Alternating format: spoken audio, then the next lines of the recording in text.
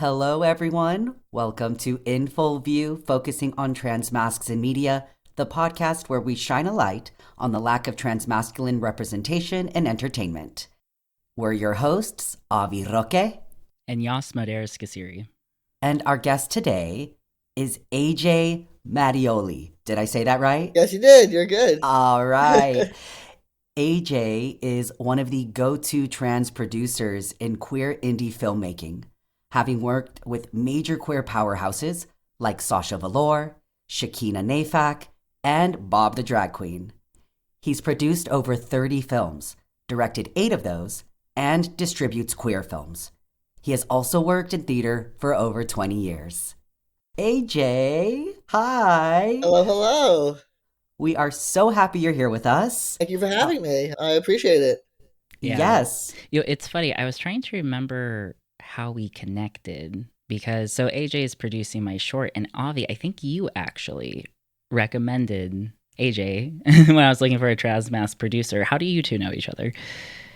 We personally don't know each other. Yeah. You came as a rec through someone that, oh geez, I am blanking on his name, but it's a producer who works in like reality television, but was doing a film, and I guess somehow you came on his radar, and I asked him about like producers, if he knew any trans masc producers, and he was like, "Yeah, I know one." And so that's how you so were through the trans masc pipeline we got. Exactly. That's so funny.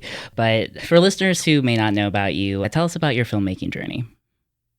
So I started my filmmaking journey in about 2008. I started as a production designer, did art department stuff. I was directing theater at the time, and one of the actors' boyfriends said he was a producer, and I said, "Sure, you are. Whatever. I'm sure. Yeah, you and everybody else, right?" He was young, and I was like, "Okay." And he said, "No, no, really, come on to my set. Like, we could use PAs." So I said, "No problem. Yeah." So I showed up to the set. I do carpentry work, so I showed up with my tools, and the one of the producers was yelling at, I guess, the head set builder, and looked at me and said, "Hey, kid, do you know how to build?" And I said, "Yeah, I know how to build." And he said, "All right, you're a new set builder." So I skipped over PAing and went right into art department, which was amazing. And from that point forward, I was doing a lot of production design and art directing and set deck stuff. And through that, I watched a lot of producers do things poorly and treat their crew and their cast poorly. And I said, I can do this and I can do it better and nicer and appreciate people and pay people with their worth. And we should all, I say it all the time, we get to play pretend for a living. We're grown adults that play make believe. There's no reason to ever be that angry or that upset about something. None of it's real. And I said, I'm going to make movies with that mindset, right? Of we're lucky enough to be able to do this for a living. So I started producing, and then I realized, why am I producing heterosexual content? I don't, there's enough of it. And there was not, at that time, there was not enough queer content. I don't think there'll ever be enough queer content, but there was, I grew up in the 80s and 90s where we had 4 movies to pick out of. So I wanted to give people more to watch. So that's kind of how I started my career. I also was not a student in high school at all, and my parents just begged me to go to college. And I hated freshman year, and one of my friends just said, "Hey, why don't you take a filmmaking class?" And I said, "Oh, damn, I didn't realize I could do that as like a career. Like, I love watching movies." So that kind of propelled me into the whole industry, and I love it. I've been doing it since 2008. I mean, I would say even earlier if you count working at Blockbuster as working in the film industry. So, hey, I mean, isn't that how Quentin Tarantino got his and we're on the directing same career path. We're on experience? the Right? same career Yeah. path. The queer trans Quentin Tarantino coming up. Yeah, amazing. I love that you just kind of fell into art. How did you get into carpentry? My dad's a carpenter, so he kind of taught me everything I know, and when he wanted to get a. They're very loving. My parents love each other very much, but when he needed a little bit of space away from her, he'd be like, "Let's go build something in the in the shed." So we'd go and we'd build something, and then I dragged him on to building theater sets with me. And as my dad likes to say, I learned how to build things wrong because flats are not walls, and this set only has to last 2 months, as opposed to forever. So, but I learned all the carpentry stuff from my pop. Yeah, That's so special. So it was like a thing you got to bond over too. That's really cool. But I no, I'm very, also, very, go ahead. very blessed with or lucky or whatever word you want to use with my parents. My dad is amazing. My mom's amazing. So I'm very lucky to have. They've supported me through every single transition, every single idea that I've ever had. Mm, They've supported me. So I'm very lucky. that's beautiful. So one of the things I love is that you do so much queer filmmaking and you're really making a space for queer content. And something we've talked about, and I know this is something earlier in my writing I was dealing with, is that sometimes when stories are really identity driven, that's sort of everything, like that's what it becomes about, and can sometimes flatten the characters and storylines. So how do you strike that balance between identity driven work and making the story more complete or whole? Yeah, I totally see your point with that. It can be a little bit flattening we feel when the characters feel like trans is their only identity, right? Like when people ask me how I identify, obviously I say he, him, I'm a trans man. I'm very proud to be a trans man. But, I'm also an artist. I'm also, a million other things. So I think it's important to show that in films too. Like I think that, there is a place for movies and series that center very much about the trauma that sometimes comes along with being a trans person. I try to show that we live fulfilling lives outside of that trauma. I think that that's very important. I think, showing individuals, not to sound, celebrities, they're just like us, but kind of showing like trans people, they're just like everybody else. We have our same trials and tribulations that everybody else goes through, plus everything that we have to deal with, that cis people don't have to deal with. And I think it's important to show that. I think it's important to show relationships that can be healthy, relationships that can be toxic, but not toxic because we're trans, just toxic because people can be toxic. I think that's very important. I think it's very important to give these characters a dynamic background, and I think it keeps it from staying flat. I think it keeps it from being one dimensional.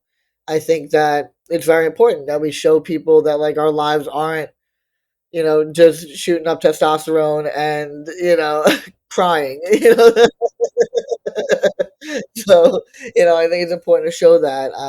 I did a movie called Velvet where, it was very important to me that trans men are not just looked at as lesbians with beards, right? It's very like that. It's just that's very a view that a lot of people take. It's like, well, you're just a woman, right?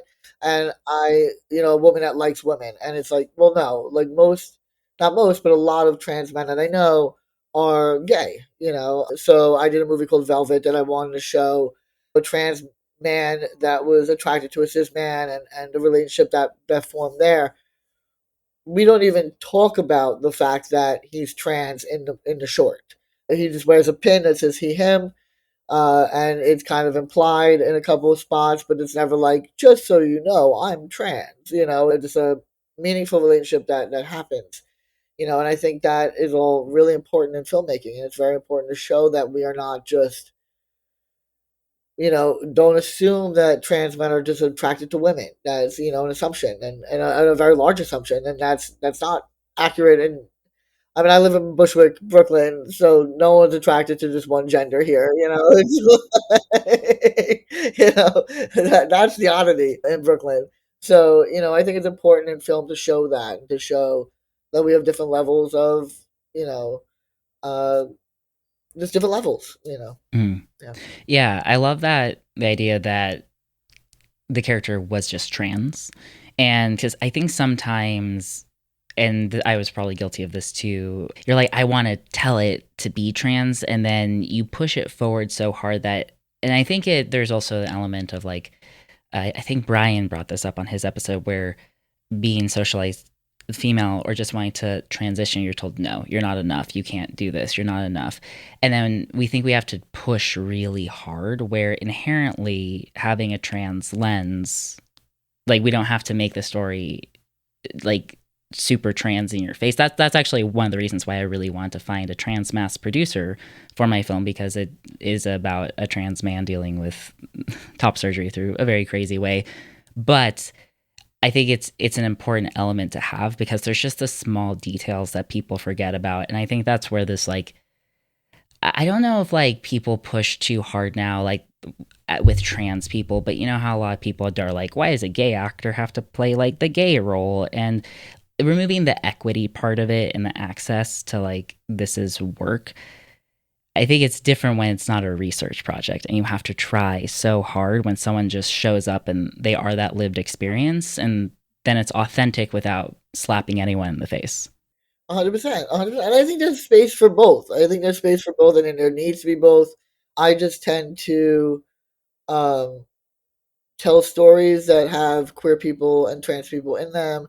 I did a musical called Breakup, where we just opened absolutely none of the roles were gender based. So we just had, it was a nightmare for auditions because you had double the amount of people coming in auditioning for the parts, but we wound up with two trans women and a non binary person, and they just had the best voices and had the best auditions. And the movie's inherently trans because of that, you Mm-hmm. know but we didn't really go out with that being our goal. It just happened, and happened organically, which was amazing. And it was really just an amazing experience to work with that many trans people in front of the camera, as well as, my queer crew. So it's I think there's space for both. And I think that, you know, Yas is going to be writing something with me that's very trans man forward. It's called Try to Remember. And it's about a trans man who has to go back home to Long Island to deal with his mom who has dementia. And I'm very much, Yas doesn't even know this part yet, but I'm very much focused on the mom not being like, you're not my son, you're my daughter. It's, who are you and where is my daughter? So it's not gonna, I don't want it to be like, well, I don't see you as who you are anymore. It's just the mom just does not register that person, her son, as someone she knows. So, and that's a very important element for me, because I didn't want it to ever feel like the mom wasn't supportive. In my stories, it's very important to me that the parents are supportive, that, the family's supportive. I take the whole like Schitt's Creek mentality there, where it's like you can film something in the middle of America and have this like little town and never have a problem with the characters being queer. So it's very important to me. So, but again, I do think there's space for both. I think that's very important that we do show stories of the trans struggle, because I remember my aunt said to me once, when gay marriage was finally recognized, well, marriage was finally recognized between gay people, she said something like, well, now the fight's over. And I just like cackled. I was like, oh, honey, that's one of many things that we got to fight for. So I do think that there is space and a necessity for both of those, ends of the spectrum. One being, where the characters happen to be trans, and the other end of the spectrum being like, this is a trans story about the trans experience. So yeah. I just want to say I love your philosophy on all of this, and I love the like way that you approach it so thoughtfully. I mean, the examples you gave were like, again, the subtle things that you can incorporate to just have it be a presence. But again, it's not about like the trans identity is what's leading the narrative. But I like what you said of you can have both, like both can exist, right? Yeah. Yeah, because that'll be the episode that comes out right before yours. Is our big, I think, or is it right, or a couple before? Who knows the order? We're editing all the time. Is we have an episode that is out in the wild about trans joy in that conversation. So it is like, it is cool to hear that perspective, because we were kind of playing that devil's advocate. Because what really inspired us, I said on that episode, is I had an idea for a horror film that happened to take place at a maniversary. Didn't have anything to do with them being trans or why they're targeted, but somebody who works in entertainment was like, don't trans people struggle enough? And the idea of like, well, so they can't exist in a horror film, or they can't exist in a family drama, because the reality is that it is really hard right now for trans people, and I think sanitizing it isn't going to help. But at the same time, you know, we know what it's like, and we don't want to always see every story be subjected to trauma. Yeah, and what I really am excited about with working on this project with you is my grandmother had Alzheimer's. And so I always did wonder what would have happened if I had transitioned when she was alive, just because the way memory is, people just genuinely don't forget. Like when I went to my best friend's dad's funeral, I hadn't seen a bunch of people since before I transitioned, and no one recognized me at first. It was very like, once they saw my eyes, they're like, oh, okay. But it is something where you like can look wildly different. Right. Yes. Yes, for sure. I actually just the other day friend requested a person from high school that I was very close with, and she wrote me a message and just said, "Hey, I don't recognize you. Do you mind telling me your dead name?" And I was like, "Oof!" But I also understand where she's coming from, because she was like, "Who are you?" Like, who are you? And I just said, like, I was on the basketball team with you. I'd rather not give my dead name, but I was on the basketball team with you. I was, I told her my position and blah blah. And then she was like, oh, okay, okay, I know who you are. And I do think I try not to get upset when things like that happen. I try to just kind of laugh and say, "Oh, the testosterone's working." Yeah. It's doing its thing. So I definitely feel that for sure. Yeah. So, as somebody that is interested too in wanting to make my own like indie short animated film, I am curious as to what are some of the biggest challenges you face as an indie queer trans filmmaker. And I know that can be with fundraising, crews, casting, distribution, etc. But can you share some of those maybe challenges that you encounter? Of course, of course. I mean, fundraising is always going to be the number one, right? It's always going to be the biggest struggle. The fact is, you know, once physical media died the way it did, it's really hard to make money off of film. So, and I don't lie to my investors. I say to my investors, listen, you can't invest in my movies because you think of a great return. You need to invest in my movies because you're investing in queer culture, and you're investing in a need for queer culture to exist. As opposed to what is going to be my return. I just tell them it's a tax write off. Hopefully it'll be the next Moonlight. Hopefully it'll be the next, Brokeback Mountain. Hopefully, but in reality, those are far and few between. Tangerine being the one of the major exceptions. So I'm very honest with my investors. So I always tell people, like, if you're in it for the money, get another career. Just get another career. Like, it's just not what it was back 20 years ago. With one DVD will make you $15.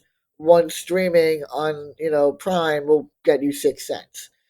So you have to really have millions of followers, and millions of people watching your movie. I have one film that I distribute, Adeline, it's on a YouTube channel called We Are Pride, along with other channels, and it has over 500,000 views, and I've made $107 from that.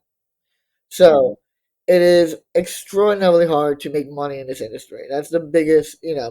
So ask people for money. Ask your friends.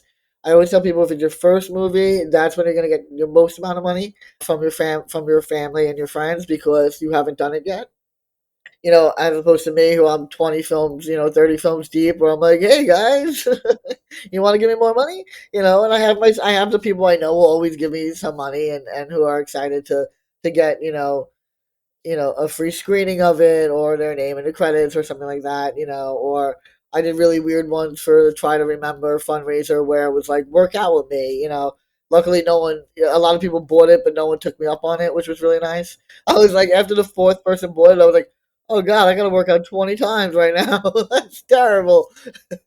But ask people. People want to support you. I think it's also important when you're fundraising to remember people are investing in you more than they're investing in the movie. So it's very important that you show you in your fundraising campaigns, that you are, real, and telling people about the struggle. And, I think one of the funnier things from my last fundraising was the first video was like I had the lighting set up and it was amazing. I had my hair done, just freshly cut, and a nice suit on. And by the last video, I'm just like, y'all, give me money, like, just looking tired and ragged, and just like, help me, I'm poor, But I think fundraising is the hardest part of it. I always joke that some of my bigger investors are straight people who have immense guilt. So it brings the money. You get a couple of drinks in them, and you're like, listen, it's really hard to be trans right now. Like, open your Venmo. Of But course. fundraising is definitely the most difficult part of it. It's interesting. Sorry, I was going to say what I did like is the way you said framing it as people are investing in you as an artist, as a creative, because it kind of took me back to like back in the Renaissance where people had their patrons, right? It's because there was one rich person who just really believed in somebody. Like, we wouldn't have our Da Vinci's and Michelangelos if they also had to, like, I don't know what people did in Florence back then, sell bread on the street. I don't know. But I think it is something where that's a great way to frame it. And also remembering, like, for people who are listening, that you're worth investing in. Like, your voice is worth being heard. Just because there's not a lot of representation doesn't mean it's not deserving of the space. Yeah, and I think it's something, I mean, I'm also not saying like depend solely on that. Like, I mean, Yeah. that's definitely the biggest way you're going to make money in fundraising. But, don't start fundraising really. And I say this as someone that has not listened to myself. Don't start fundraising until you really have a script fully realized. When I say fundraising, do your friend and family stuff whenever you want to, right? They're not going to care that the movie doesn't come out for 5 years. But when you're going to investors or sponsors, make sure that your script is fully fleshed out. Have a bunch of people read it. When you're going and asking for more than even 1,500, that's when you really need fleshed out, a fleshed out script, a fleshed out pitch deck. Have do your due diligence, research what people are looking for. Make sure that you have the answers to the questions that they're going to ask. So yeah, but I do think that fundraising is one of the more difficult parts of filmmaking. The other part of filmmaking that's really hard is I try to only hire queer people, but you are not legally allowed to ask people if they are queer. So it is extremely hard to, if you don't already have people that you are friends with in film, it's going to be hard to accomplish that. It took me a very long time to develop the crew that I work with. And even now, it's not fully queer. It's a good 85% queer. We have my DP, who's my partner, is a, not my like love partner, but like my business partner, is a straight white cis man. I give him a pass because he's Canadian. So, but I always joke with him, he's my diversity hire because he's the only straight guy on set. But in reality, it is illegal to ask that question in the employment realm, especially if you go union. It's like a big no no. So ask around, don't ask the individuals.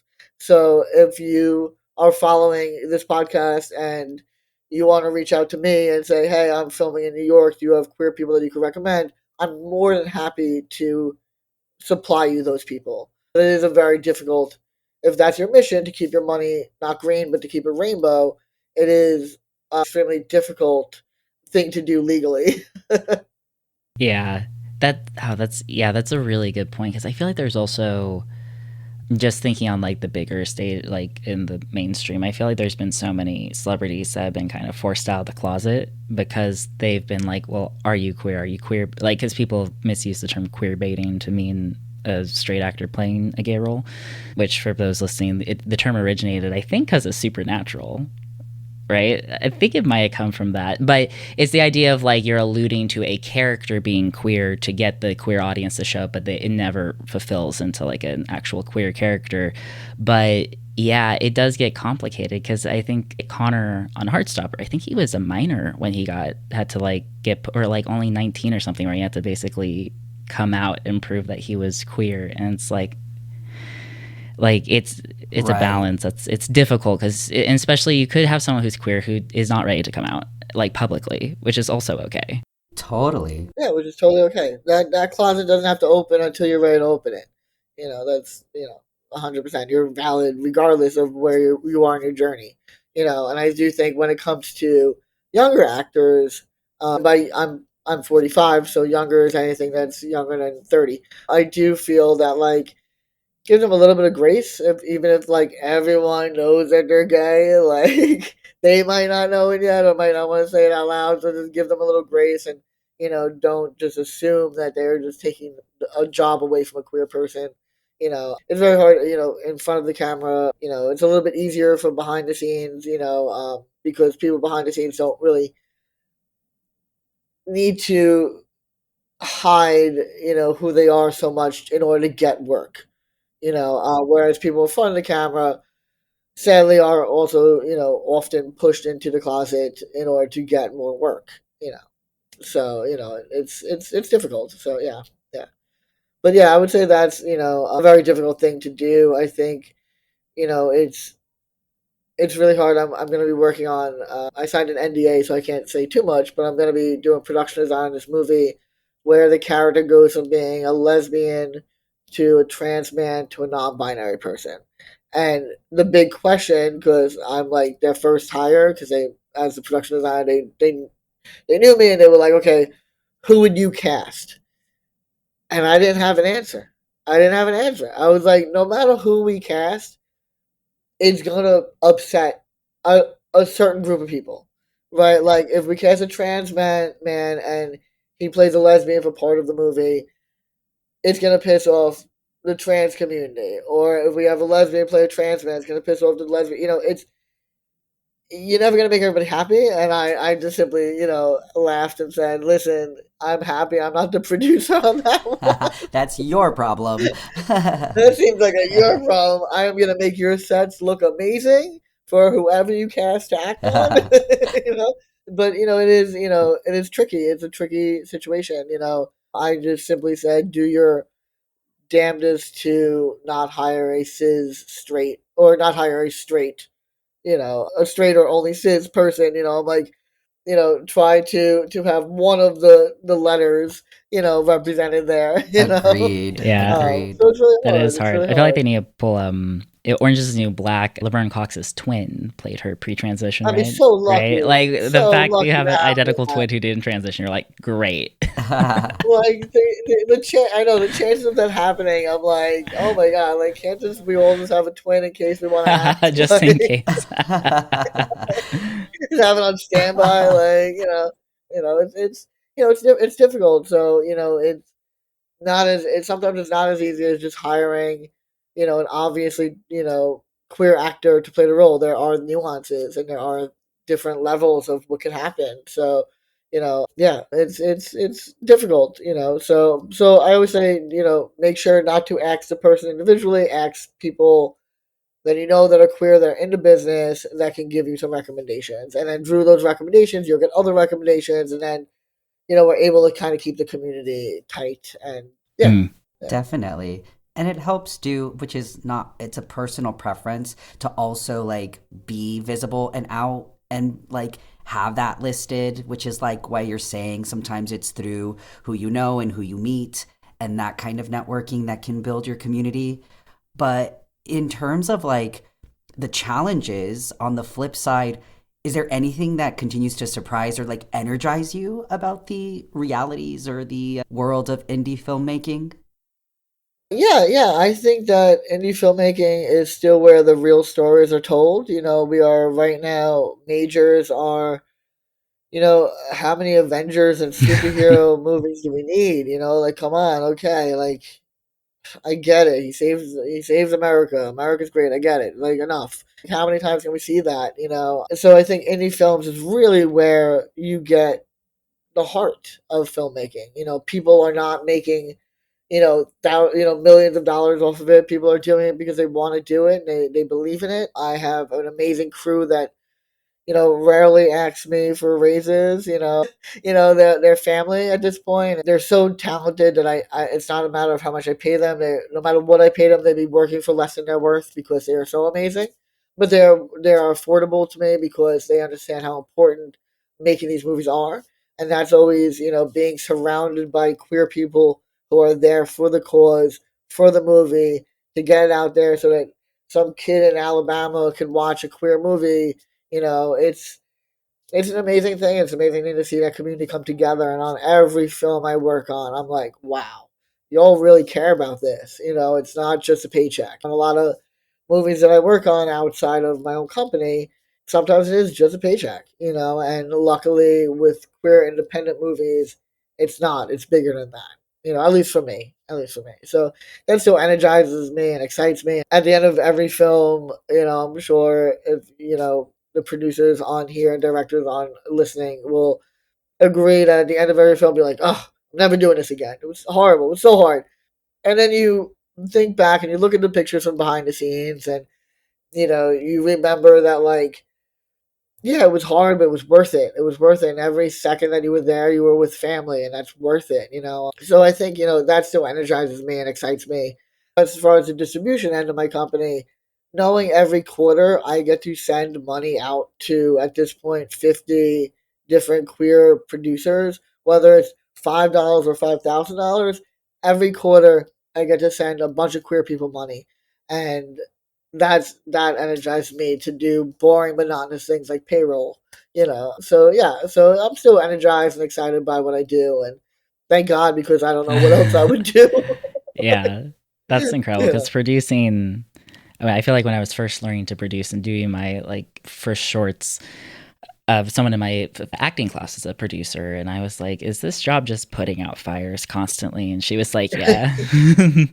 That's what it is. But before we get into the distribution stuff, because I'm very interested in that, especially for shorts, I was curious. I had my own curiosity when you're talking about, you're working with people who are working under it because it's a passion project. So that was part of my like panic when I sent you that budget for the Mark Duplass found footage. Oh god, the Mark Duplass found footage feature film fund. Insane at like 5Fs they did with the Transgender Film Center. For people who didn't see the massive PR push that they did, it was to submit at the time of recording. They're still looking at applicants, but they want to fund an entire feature for 25K, which is like crazy low budget. And I think part of me was like, does it not look professional if there's an element of, and I did put it eventually in the application about talking about like back end points, the favors, because I mean 25K for even a found footage feature, I'm like, that's very Duplass. But I'm curious if you could talk a little bit more about how like normal it is to either do back end points or quote unquote favors. And because I was getting into the mindset of like, does it not look professional? But at the same time, I'm like, you can't physically make a movie for that much without doing favors. Yeah, you cannot. I think it's important to note that Mark Duplass, who also drew, because they're part of Season Spark as well, gave me a $500 grant for Try to Remember. So I was very thankful. That was amazing that he just put that in. I was very, very grateful for that. But I think it's important to remember that when you're at that level, the people that you're surrounding yourself with have enough money to do a favor. You know what I mean? Whereas people at my level, and I assume yours, we need money to pay rent. And I think it's important to remember that, like, even when I say, I'm paying people under their rate for 12 hours is still $400. Like, it's not, per day. It's not, nothing. I will say that my first couple of movies was very I was younger. People were freshly out of college and willing to do things for free. And I don't think there's anything wrong with asking people for favors. If you like, I mean, I did lighting for two movies in the last couple of months that they were friends of mine. I had enough money for rent, so I did the lighting for them. It was like no big deal, whatever. Family's family. But I do think it's important to know where people are coming from when they tell you that you can do something for $500. When they're telling you can do something for 25,000. I think of the sets that most found footage. I just watched Shelby Oaks the other day, which is a fun found footage movie that hit the highest Kickstarter amount ever. They raised the most that Kickstarter's ever seen. So I wanted to go and see it. And I listened to a couple of podcasts from the director, and he was saying he was not looking for that much money. And then I saw the sets, and I was like, the production design alone is $200,000.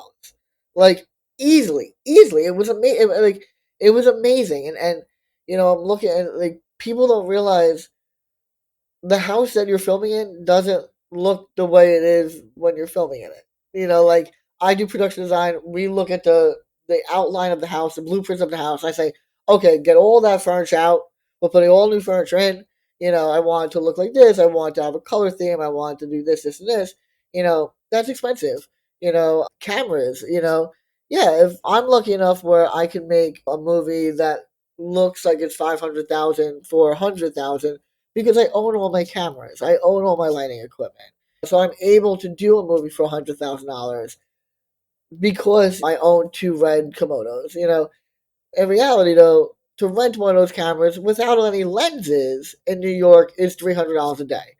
Then you put the lenses on top of it. If you don't want just a basic zoom and you want prime lenses, you could talk up to you can get up to $1,000 a day.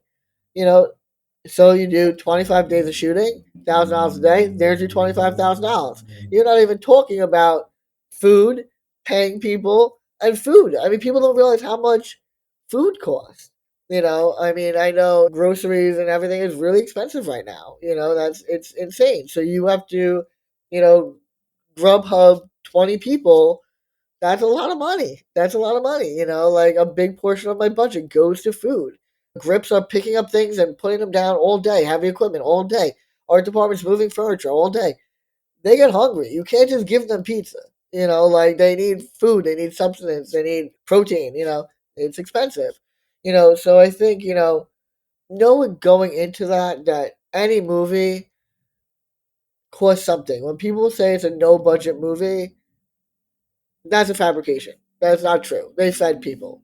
They fed people. Can it be done? Yes, it can absolutely be done for $25,000. But it is puts a lot more strain on pre-production, a lot more strain on post-production when you can't do things in camera, and well, we're running out of daylight. Well, let's just shoot. It makes color correction a nightmare. So just, I think everyone needs to go into things thinking about those aspects. Now, the younger you are, the more likely it's easier because you have friends that are just out of college or are still in college, which is very helpful. There's a wonderful Australian trans artist who is 19, Alice McKay, I want to say is how you pronounce her last name. She has done movies for $5,000 each, and they're unbelievable. I rarely promote other people's movies, but if you haven't seen T Blockers on Tubi, go and watch T Blockers. It's an amazing horror movie. They had a Q&A afterwards. I raised my hand. I said, "How much did you make that movie for?" I was thinking at least 150, and she said five. And I said, "Oh, 500?" And she said, "No, 5,000." I was like, "Girl, I don't even understand." But then she reminded me that how old she was, and was like, all the equipment that we used was provided by the school. Half the people involved in this, a part of their school project. So, and now she has a huge following, and she has a few movies out right now, all on Shutter, and it can be done. It's just a lot harder to do it. Yeah. Yeah, totally. And I think that's a good reminder for people too, when, because I know sometimes I'll have that like pang of guilt if I'm like, someone's like, "Hey, can you like help with this?" I'm like, "I have a project due at work." No, like, I can't come PA for free for a weekend. Exactly. And when we can, we Mm. do. When I can, I do. Like, I tell people, I had a meeting this morning with someone who is looking for a producer, and I told them, like, even if you don't go with Mattioli Productions, feel free to always ask me questions if you're worried about, if this budget doesn't work, or is this person a good hire, or do you have, crew for me? Ask me. Ask me. Nothing hurts by asking, right? You're in no worse of a position than you are right now if I say no, right? So just ask. There's nothing wrong with that. I think people, especially in the arts, know that favors are needed sometimes. Often, we don't all have uncles. So I do say always ask. The worst that people could say is no, and you're in no worse off position. I just obviously take the no gracefully and with, you know, some sort of humility when you accept that no. But always ask. Because a lot can be done with favors if people are available. Like if you need a favor during February, it's a dead month for me. Okay, I'll do it. I got nothing else to do. I got nothing else to do. It's a month in New York that no one's filming anything. If you're doing a music video and you need some lighting or some production design, sure, why not? So ask. I For love sure. Yeah. that. It makes me think of this phrase, closed mouths don't get fed. So, really, ask, speak up. But speaking of asking something, both of you were using the term found footage. And for listeners who may not know what that is, can you just quickly explain what found footage is? After you, Yas. I was like, yes, me researching it to double check. Yes, so found footage is, if you think of paranormal activity, I think probably the big first film that put it on the map was the Blair Witch Project. And the idea is that you have put, like, you as the viewer are piecing together the story or seeing this story as if you found this footage on a VHS player, or for younger people who don't know what that is, on a phone.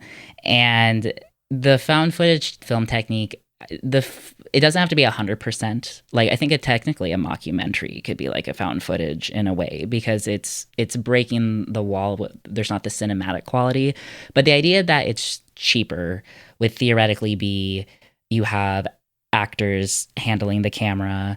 A lot of them are also, like, I think Blair Witch 2 is improvised, right? But you don't have a script, which is not necessarily like you don't have someone shaping the story, or, as I learned during this process, you don't necessarily not have a DP, but you're putting it in the hands of the actors. And then also, I think, in my opinion, it's also, you can be like, well, it was low quality because this was found on someone's camcorder from 15 years ago, which can help with the expenses, right? Because that's a big part of paranormal activity, is also there's not a bunch of setups. Like, the camera is just stationary for a lot. They just put it down and then they're hanging out, and then if the lights are off, it's really low grainy quality. And I think that's why horror does really well with it, is because the less you see, the scarier it is, in my opinion. I think that's when sometimes, like, like a small indie horror does really well, then Hollywood plucks it and then ruins it by showing you the monster in, like, HD. But that's my interpretation. That's what I understand Yeah, found yeah, footage to I be. agree with that. I also have recommended to people that do. I haven't done any found footage movies myself, but people have asked, for recommendations. And I always say, go onto Facebook Marketplace and buy yourself a VHS camera. If that's what you want it to look like, film it on that. You can get a VHS camera for $200. Film it on that. If that's what you want it to look like. Yeah, that's what they did for 28 Days Later, right? The first one was 28 Days Later, right? I think it was like a $2,000 commercial, like, consumer camera that they shot it on, and that's what made it feel so eerie, was that it felt real. I love that. I mean, it's also fascinating. I always feel like these interviews too, I'm learning so much, like you have no idea. I'm like taking so many mental notes. So it's so informative, this side of the industry. But what about with the distribution part, which is a huge part of what you do as well? What do you think filmmakers should know about short film distribution?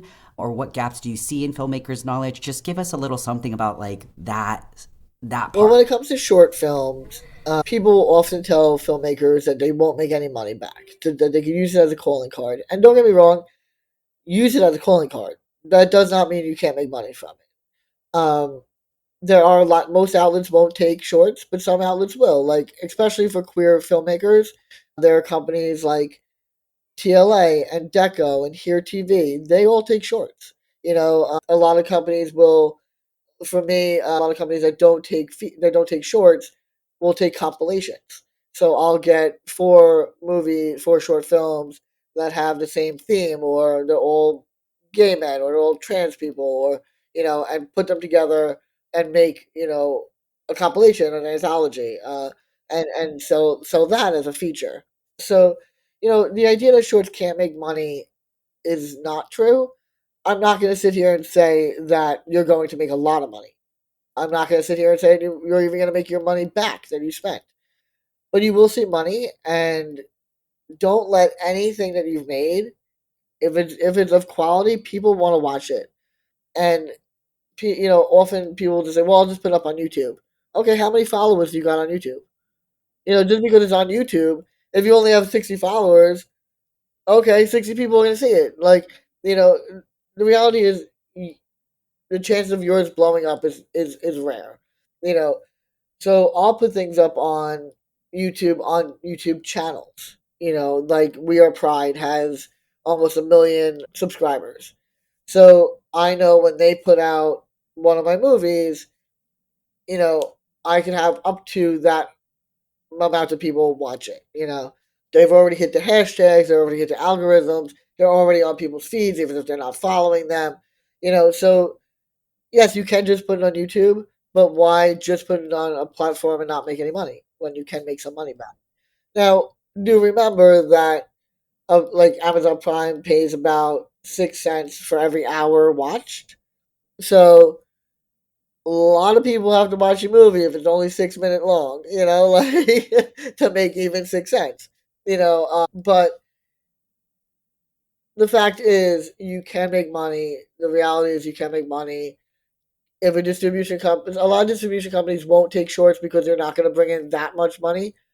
I take shorts because I thoroughly enjoy them. I think that there's a place for them, and I do make most of the movies I distribute are shorts, and they do make money back.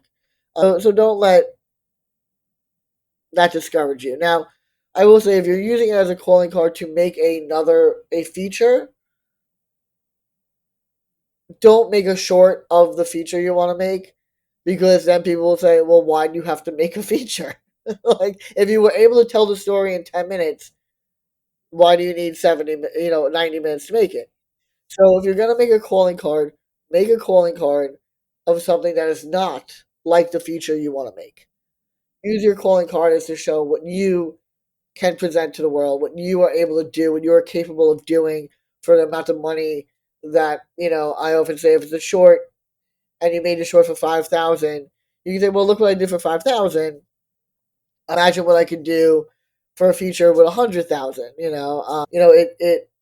It shows people your quality and your talent without giving away the film. I mean, I think we've all been at feature films and watched it, but like it was good, but it could have been told in a half an hour. Like why was I there for 3 hours? And so you don't want to show them that you can tell that story in 10 minutes. Don't let people know that. But make a calling card, and if you make a calling card with your talent that you're not planning on using to make a feature, then why not sell that? Why not get it out there? Yeah. What is the, just out of curiosity, like if like a say a 10-minute short film was with your company, say like for 4 or 5 years, what type of returns on average would someone see?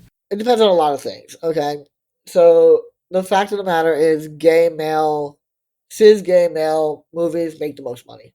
That's the reality. And we can go into pay disparity. We can go to women don't make, lesbian movies tend to do the worst monetarily wise, from my experience. There's not as many outlets. Women make less money than men. They have less money to spend on things.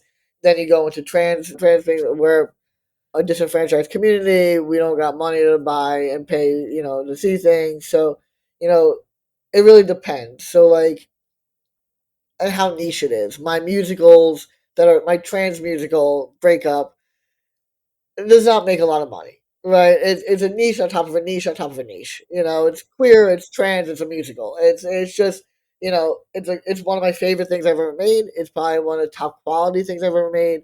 That does not translate to dollar signs, but I will say for my most successful short film was 30 minutes. It was a movie called Neon Boys that I directed.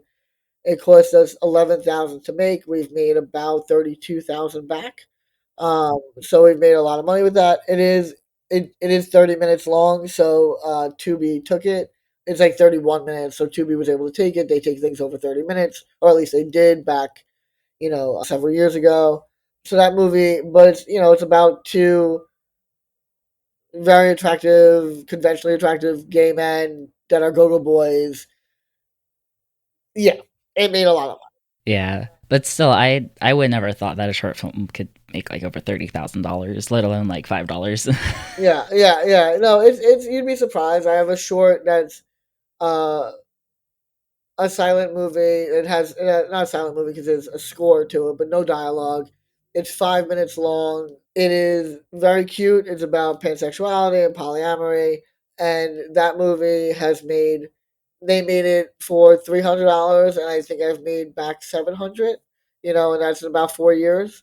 So movies can make shorts can make money. I will say though, the majority of the shorts that I have not made back their investment yet. That's the reality. But they have made every single movie I distribute has made something back. The idea that nobody's gonna watch it, that not one person's gonna watch it, is inaccurate. Like people are going to see it. So yeah, so it really depends on a lot of factors. You know,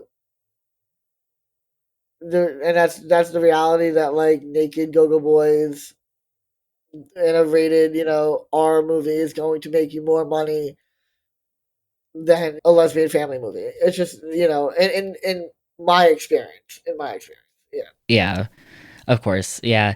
And I mean, also just from like outside the monetary side of it, also like you're saying, getting seen, getting your work out there.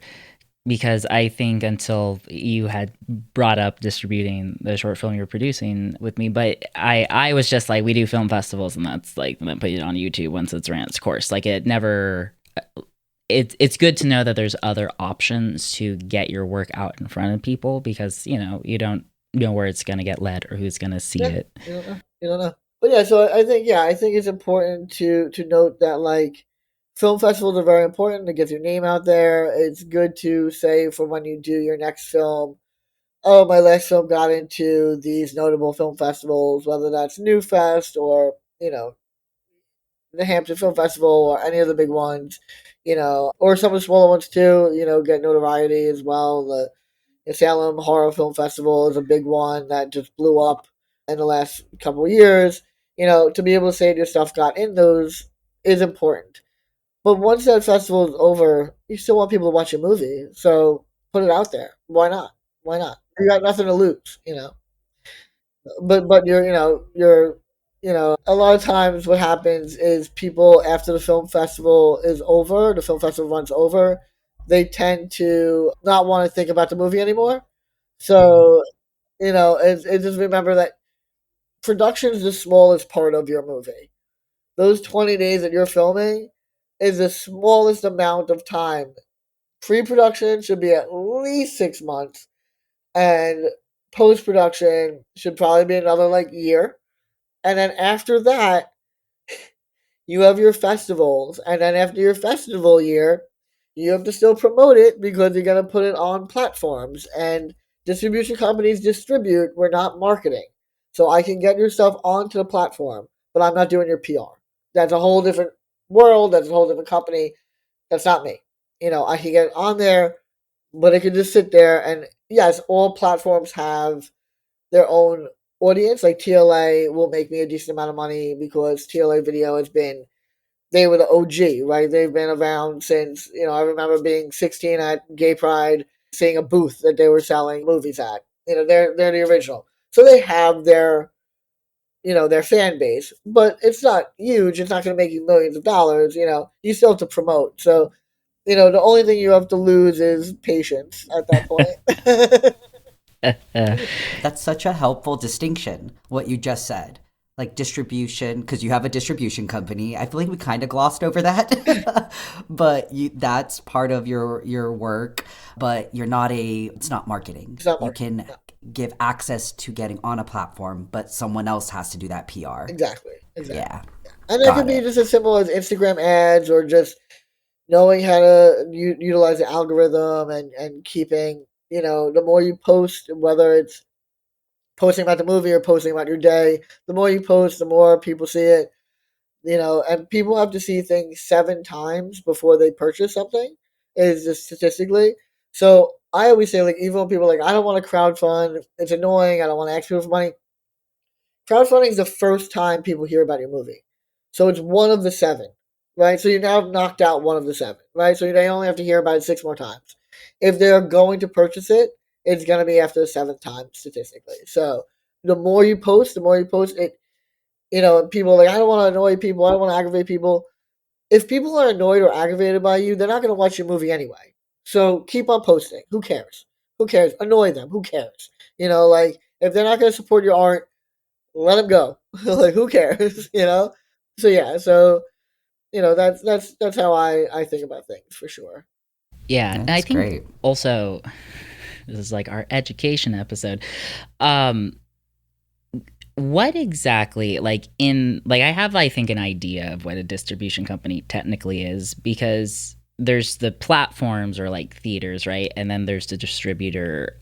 Is it like the middleman that connects? Yes. So a lot of people are like, well, I can call up Here TV and I can call up Dekkoo. I mean, obviously, you can't call up Netflix and you can't call up, Amazon, obviously. But for most of the platforms that I work with, yes, you can go onto IMDb and get their phone numbers. You can go onto their website and get their phone numbers. And the reality is, though, they don't want to send out 100 checks a month. They want to send out 5 checks. So they'll go with distribution companies like mine because they know right now, like, I keep on using TLA because they're just such wonderful people. But TLA has all of my movies. They much rather send me one check for 40 movies than 40 people individual checks. It makes their life easier and they don't have time. So if you only have one movie, and sadly most filmmakers only make one movie because it's really hard, these companies know, like, well, this isn't going to be something that's going to make them money in the long run. So why bother? You know? So they take forever to get back to you, and you don't have any, like to stand on. You don't have the name value behind you. So it's important to go with a distribution company, I think. Now, there are things like Film Hub, which is kind of taking and tossing distribution on its head right now. That is kind of like a machine gun kind of distribution where you put your movie on there and it throws it out to 100 different outlets, and whoever picks it up picks it up. It's good in a way because your chance of getting on more outlets is there, but I feel things should be more curated. I want a choice on whether I want to go transactional video on demand, which is like when you buy a movie for $2.99, or if I want to go into subscription base, which is like your Netflix, or if I wanted to go onto an advertisement on demand, which is like your Tubi. I want to have the choice of when I want those things to happen. And if you put it on Film Hub, you really don't have a choice of that. They just throw it out, machine gun it out. But it is taking it's pretty new. It's only been around for the last like 4 years, I want to say, maybe a little longer. But it's really now uh, becoming more and more for independent films an industry standard. And I tell people that, knowing that that'll hurt my business, but I do what I do because I love it. And if that's the way you want to go with Film Hub, then go with Film Hub. You don't have a personal touch with Film Hub. I have you have a personal touch with Mattioli Productions. You can ask me how things are going.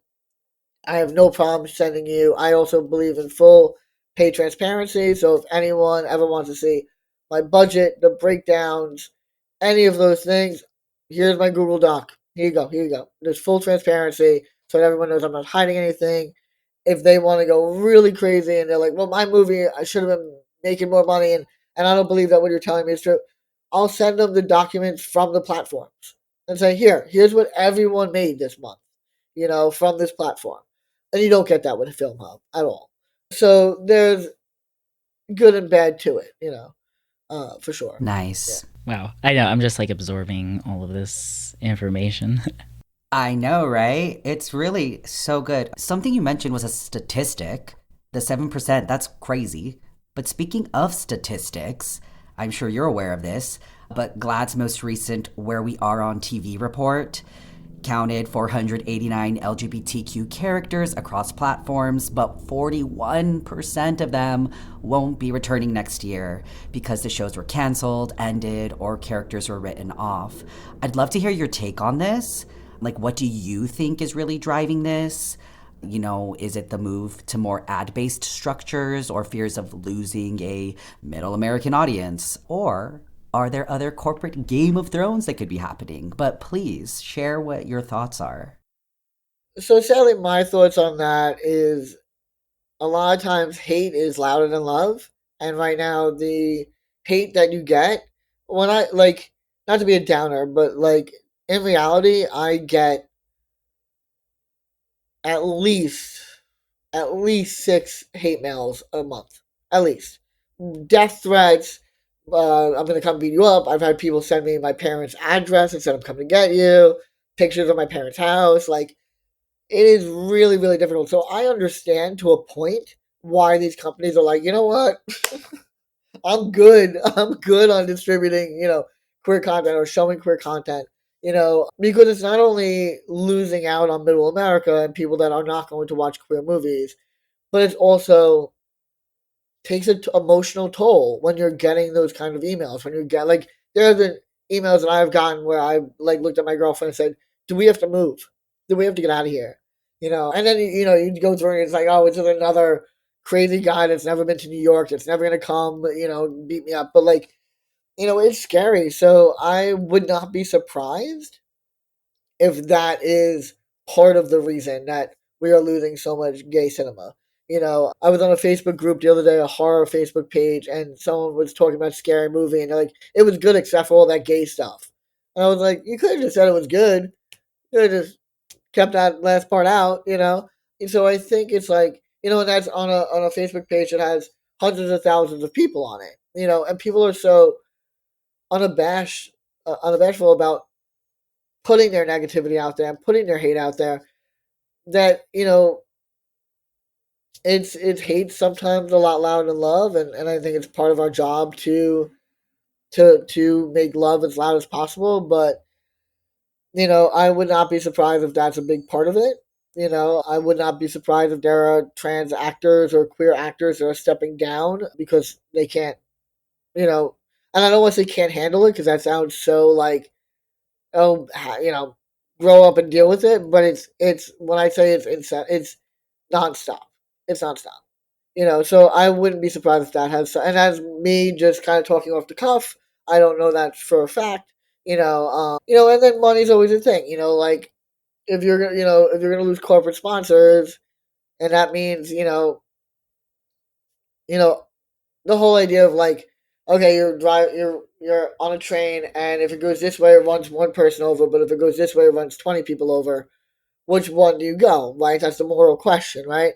So I fear that queer people are the one, and it's easy to just make the train run over the one as opposed to hurting the 20. Which sucks, and that it sucks to be that one.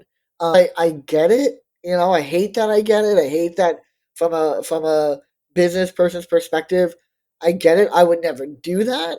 I will happily take the death threats before I get rid of my company.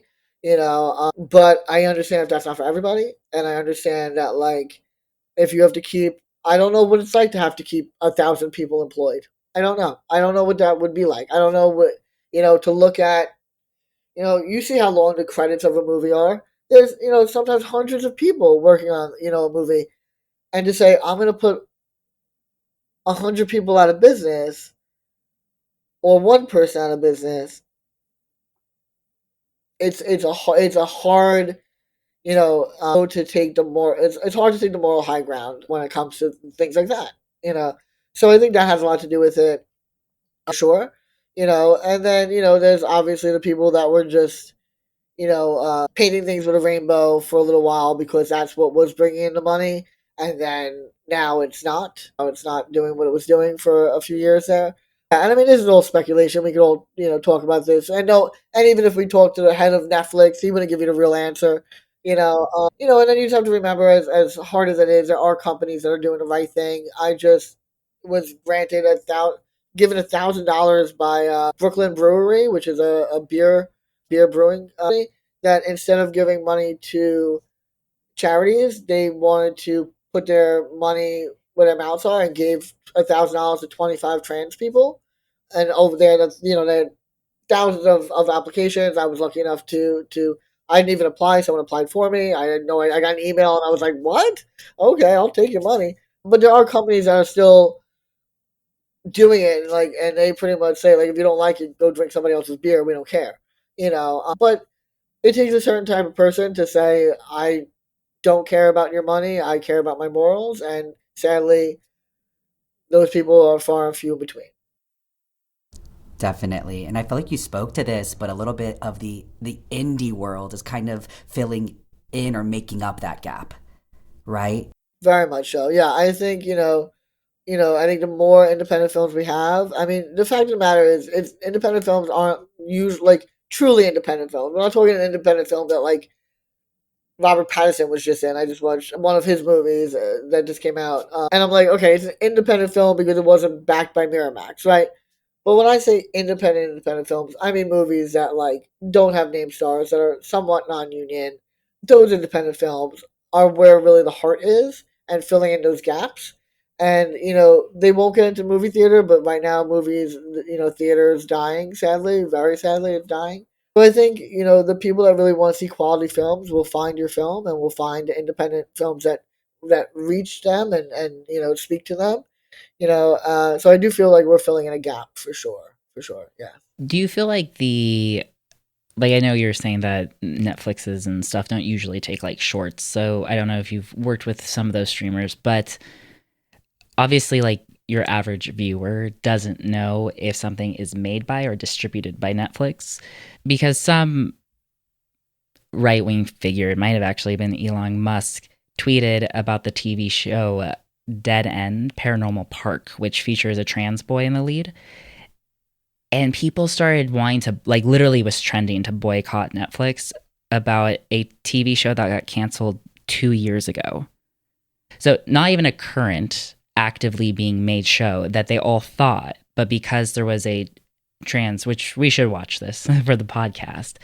And so, since your average viewer may not know if Netflix made it or distributed something, do you feel like there could be like a new barrier to distribution for queer indie filmmakers if Netflix or whoever might just get to the point where, like, we don't even want to put our name?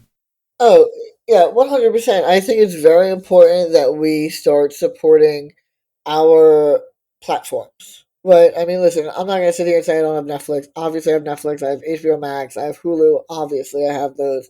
I can only be watching independent movies all the time. But, like, I think it's very important that we start supporting our family, right? So, Reverie has a ton of amazing movies. They have mainstream movies and independent films. Dekkoo has amazing, films, mostly gay male. Here TV is mostly gay male. But if that's what you are looking for, support them.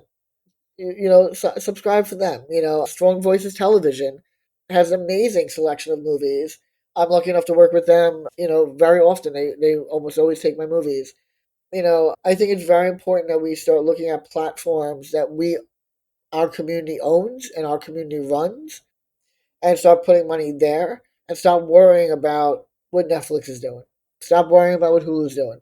The fact of the matter, these are media oligarchs, that are going to do what they want to do for their bank account.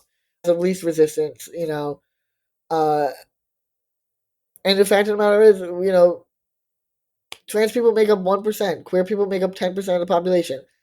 They're not going to give too much of a, give too much of a shit, about losing the queer audience, because they're not losing that much money.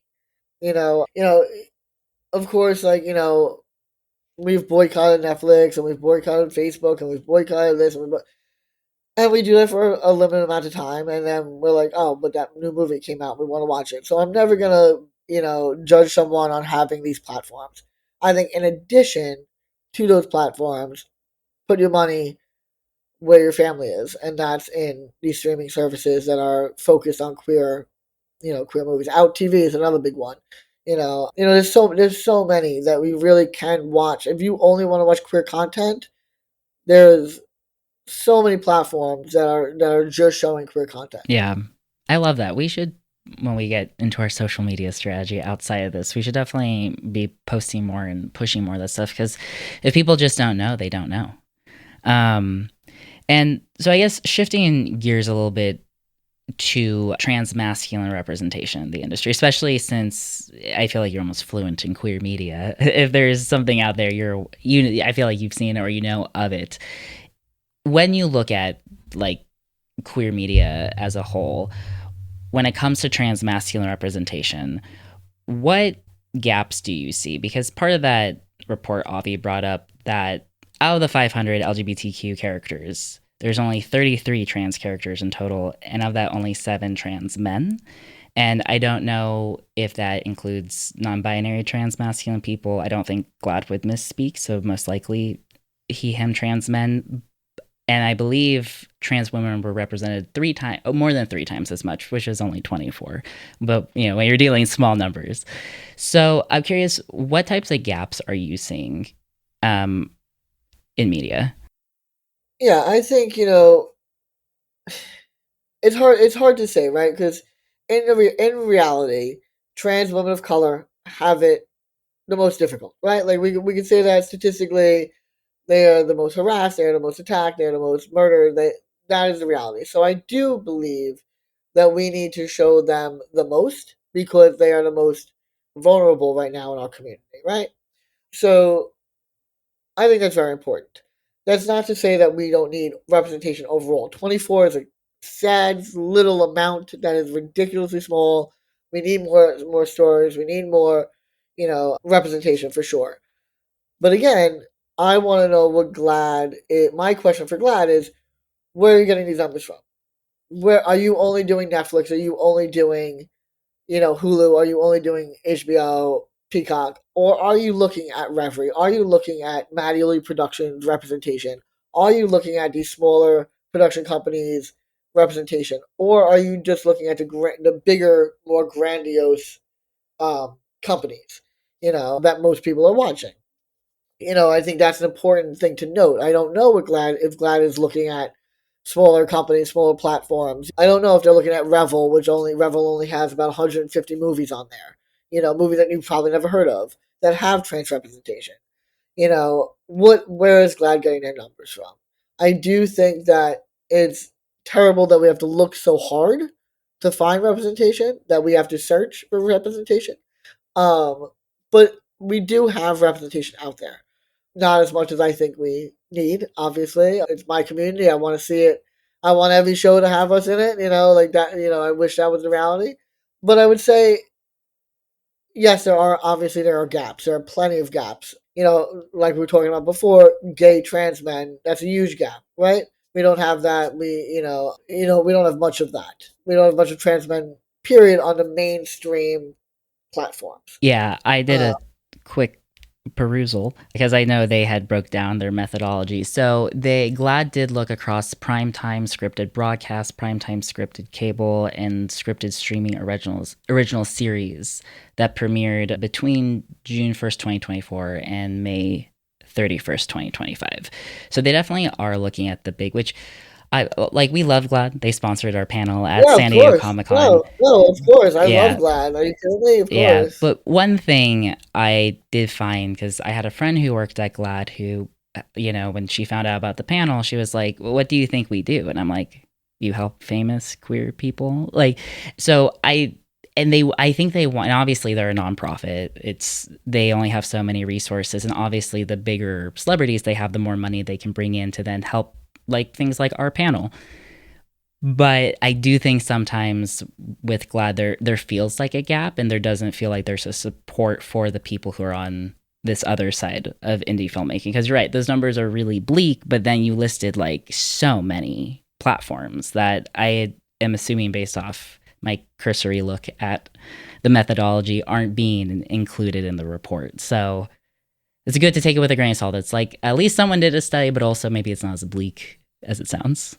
It's not as bleak as it sounds. And, it sucks that's the reality on those major platforms. That sucks, right? Like, those gaps need to be filled. People need to mainstream audiences need to see queer representation for sure, trans representation for sure. I also feel that we have to worry about our own and not always have to worry about teaching mainstream cis heterosexuals things. I'm not your Google. I say it all the time. I'm not your Google. Like, ask me questions, sure, but if it's gonna be an hour worth of questions about the trans experience, Google and look up some gay movies and queer trans movies on platforms that aren't Netflix. Do your due diligence.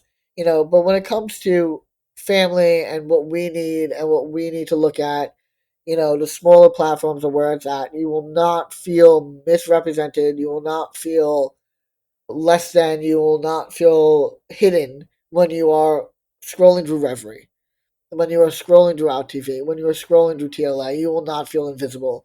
And I think that's important. I think it's important to note. Obviously there's going to be gaps. Obviously, that we are not going to get the representation that we fully want or fully need, but it is out there. So if you are feeling like you're not seeing yourself on television, if you're feeling alone, if you're feeling, you know, forgotten, go onto these platforms, look up some movies, watch them, and see yourself there, because we do have it. It's just not as publicized because we don't have Netflix money. I have a question. What kinds of roles, archetypes, or genres would you love to see more trans masc stories in? I would love to see us be the leading men Thank you. as opposed Yes. to the side characters. I think that we have the talent, the characteristics, and the beauty that leading men have. I think that we should be leading stories and not just be for. And again, I'm talking about your bigger platforms, your more mainstream movies, having us as your leading man. I was reading an article once about mainstream television and how they only have one queer character in the friend group, right? Because, well, it's not realistic to have that many queer people. And then I look around and I'm like, I haven't seen a straight person in weeks. Like, so like, what is your reality here? And I think it's important to show that. It's important to show trans men being, or trans people, period, being the leads, and you know having it be their story, as opposed to, oh, the drag queen who saves the day as a side character, the all knowing drag queen, which we've seen 1,000 times, or like you know the trans friend that's getting their cis friend up and running again, and being their Jiminy Cricket, if you will, when we deserve leading characters, we deserve to be the leaders of the films, and I think we need more of that for sure. Genre wise, I think we deserve to be in more rom coms. I think we do a lot of uh, trauma movies, and why can't there be a cute rom com about a trans guy, finding their girl from the Midwest, Yes, the You know, Hallmark movie. the Hallmark, claim, let's put some, trans people in those movies. I think we deserve to be in all movies. I will always say, like, we also don't have to be the best representation. So the movie Bottoms, right, which was about, had two lesbians in it.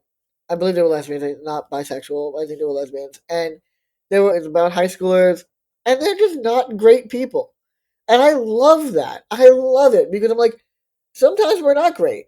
Sometimes we're not. Like, sometimes queer people are, not the best. I think it's important to show all of it. We're not always this angelic creature. I think it's important to show that, you know, there are plenty of trans men that I don't get along with, right? Like, just because you're trans doesn't mean I'm gonna love you. I will give you probably more of a chance than a cis person, but in reality, I think you know, we should be in horror, we should be in rom coms, we should be in dramas, because that's what we do. That's what we make up. We're like, again, celebrities. They're just like us. The same trans people. They're just like us. So I think we should be in all movies, not just niche movies. 1000%. Yes, I agree so much with what you said, and I think Yas agrees too. Oh yeah. Well, now I got the leading man mustache now. Yeah, Yes. I love that. What about any advice? Any advice for young trans mask producers or filmmakers on navigating the industry or getting their first film off the ground? I always say don't deny who you are. On all my resumes, on my website, everything says trans man, trans man, trans man. Now, obviously, only do that if you're safe. Don't do that if you're in an unsafe, situation. But if you are looking to make queer movies or be in queer movies, be proud of your queerness and show it and use it as part of how you're selling yourself. I think it's very important that we are genuine, and being genuine makes people trust you more and makes them want to give you money for your films. They want to cast you because you're showing yourself and you're showing who you are. So be genuine, and like we were saying earlier, ask questions, ask people for help, ask your friends for help, ask people for money. You'll be in no worse situation after getting a no than you are right now. Yeah. Yes, great advice. I'm also taking that advice. What about any upcoming projects or releases that you can share with us? I know you mentioned something about an NDA, but is there anything that you can point our listeners to? Yeah, so right now we have just started submitting a movie called Glitter Baited to festivals. Glitter Baited is a parody of Cyrano de Bergerac. It's a queer reimagining of that. It is very cute. It is a farce. It is a rom com. It is quite adorable. The test audiences that we've had have all loved it. They've all got the oh and ahs at the right points. Got a couple of people got a little teary eyed at certain parts. So it really is different than most of my other movies. I haven't really done that many rom coms, so I'm really excited to produce that. It's by a new director, Cameron Cole, who did a great job. I'm very, very impressed with his directing abilities on this film. So that's what's coming out. Right, it's coming into film festivals, and then we'll be on platforms obviously within the next year. So take a chance to check out Glitter Baited. We're in the festival run. We're getting some press about it. It was originally called Twitter Pated, but Twitter Pated, although I love the word in itself, too many people didn't know what the word meant, and they thought it had to do with Twitter. And I don't want anything associated with Elon Musk, so we changed the name to Glitter Baited, which is also very cute, and I think will resonate with the community a lot. So that's what we got going on right now. And then Yas we haven't even talked contract yet, but hopefully we can go on record saying that he will be helping me co-write Try to Remember, which is the movie we were talking about earlier about the mother with dementia. Really excited about that. I haven't directed a drama in a little while. I'm very excited to direct it. Have some really great ideas on what I want it to look like. So keep an eye out for that. If anyone's listening and is looking to invest in something, let me know. But that should be. I want to go into filming within the next 3 years, so that movies take a long time. They take a long time. So, but True. yeah, so that's what's going on with Mattioli Productions right now. Sweet. And how can people get a hold of you or connect with you? Are you active on social media or do you have a website? So it's hard to spell because of my last name. It's mattioliproductions.com. As I spoke earlier, I believe I spoke a little earlier on the podcast about how supportive my parents are. It was very important for me to keep my last name and honor my father in that way. So I named my company after my last name. So it's Mattioli Productions. Or you can find me on social media at Mattioli Pro on Instagram, obviously, on Instagram. Of course. Thank you. Yas, do you want to ask the last question? Yeah, so something we've been asking all our guests at the end is just simply, what is your happiest memory? And it doesn't have to be that you can go top three if nothing comes to mind. It can be big or small, but what's something that you think about and just brings you joy? Oof. Yeah, so that one's I'm a crier. I'm a Pisces, so I might tear up a little bit. Me too. But I would say my happiest memory is the first time I was in a pool after top surgery. I was yeah. Oh, You're making me cry. Yeah, that was a Now big one. Avi's stuck with crying Oh, Pisces. I know. I was and- laughing because I was like, not two Pisces here. Oh. But yeah, I took myself to Puerto Rico right after my top started, when it was safe to be in the sun. Once it was at that point, I took myself to Puerto Rico, took my shirt off in the pool, and just by myself, and just sat there and had a moment. It was, an unbelievable experience. So yeah, that was probably my happiest moment. Of Yeah. course. Besides waking up from top surgery. Right. That was also my amazing memory. Yeah. Under the anesthesia Yeah. still, but of course you can register what the impact is. But that Puerto Rico moment, it sounds just beautiful. So that's great. Thanks for sharing that with us. Oh, thank you for asking. That's an amazing ending question for sure. Well, thank you again, AJ. Yeah, thank you so much for joining and sharing so much wisdom. It's exciting because that's something we want to keep doing with the podcast. Is we don't want to stack it with actors.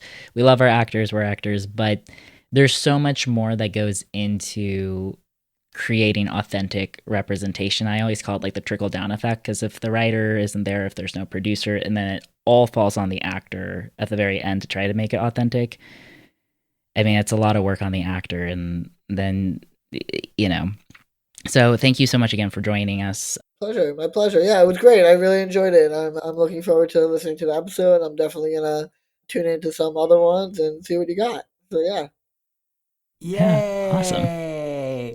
Awesome. Thanks again, everybody. Bye. Bye. Thank you.